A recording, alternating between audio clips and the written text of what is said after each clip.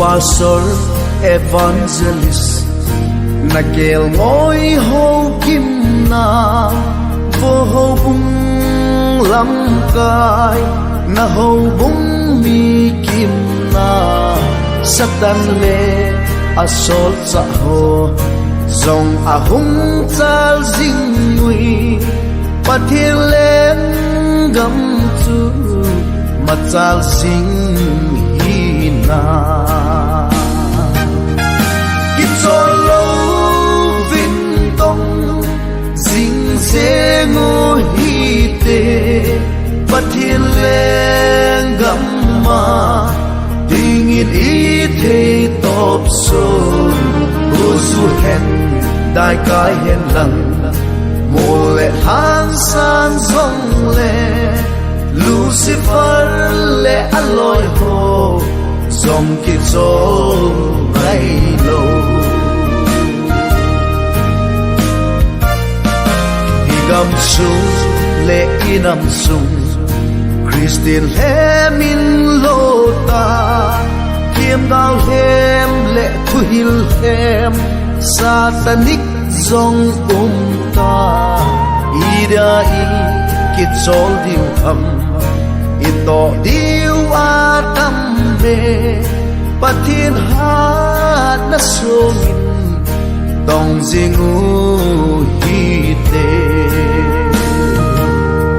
Kitolo vin tong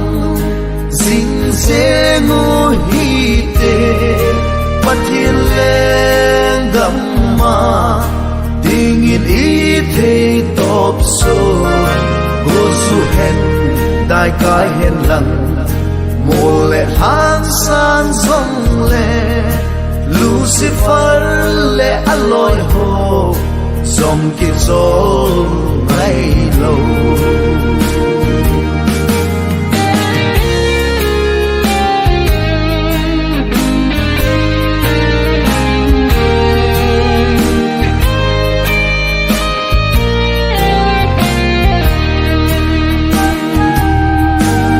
Pastor evangelist Pathin sol cha te ho Van konin pathinin Nang na hin ve zing e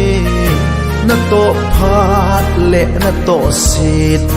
Chu amel chi zing e Pathin ma